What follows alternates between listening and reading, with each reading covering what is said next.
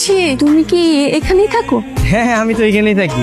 কি খুঁজছো? আসলে এই রুমের দরজা নাই তো, তাই ভাবছিলাম যে পর্দার সামনে চেয়ারটা রাখলে কেউ যাতে না ঢুকে। এই রুমের দরজা নাই, তুমি আমাকে এই রুমে নিয়ে আসছো বাসর করার জন্য? এই ডোন্ট টাচ মি, ভুলেও আমাকে টাচ করার কোনো চেষ্টা করবে না।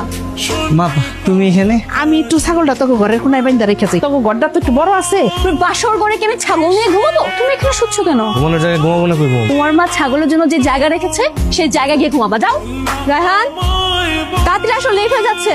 সি সি সি সি বোমা, তুমি এসব কি কাপড় চাপড় পিনছো? কালকে মাত্র তোমার বিয়ে হয়েছে, আর এখনই তুমি এইসব কাপড় পিনছো? এখানে থাকতে হলে শাড়ি পরে থাকতে হইব। এমন ভাবে কথা বলছেন যেন এই বস্তিতে থাকার জন্য আপনার পায়ে ধরে আমি বসে আছি। শুনুন, আমি এখান থেকে চলে যাচ্ছি। মানে আমার শ্বশুর মশাই কোথায় আছেন? এখানে কি আছেন? উনি তো চিটাগং গেছেন, 3 দিন পর আসবেন। কাজ বাদ দিয়ে গল্প করা হচ্ছে এখানে, তাই না? হ্যাঁ, বলে তোমার কাজ নেই এখানে? সরি ম্যাম, আমাদের বিয়েতে কত টাকা কাবিন করেছিলাম তোমার মনে আছে?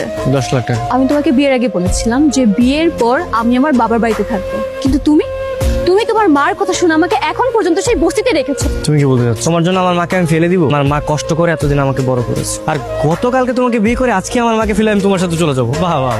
ও বৌমা, আরে কত বেলা পর্যন্ত ঘুমাইবা? কি হয়েছে? এত সাত সকালবেলা তো চিৎকার চেঁচামেচি কেন করছেন আপনি?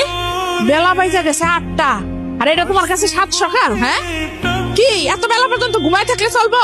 বাড়ির বউ, খাওয়ান দাম কিছু লাগবে না? যাও হাত মুখ দিয়া নাস্তা বানাইতে যাও। কি বললেন? সরি, আমি নাস্তা বানাবো? How fun. শুনুন, আমার বাসাতে নাস্তা বানানোর জন্য 4-4টা কাজের লোক রাখা আছে, আর এখানে বস্তিতে এসে আমি নাস্তা বানাবো? অনেক বড় ভুল করেছি, অনেক বড় ভুল করেছি। বাবার কথা শোনা আমি এখানে বিয়ে করি। কেন যে আমি এখানে বিয়ে করতে গেলাম? আমার জীবনটা একদম পুরো শেষ হয়ে যাচ্ছে। তুমি থাকো তোমার মাকে নিয়ে।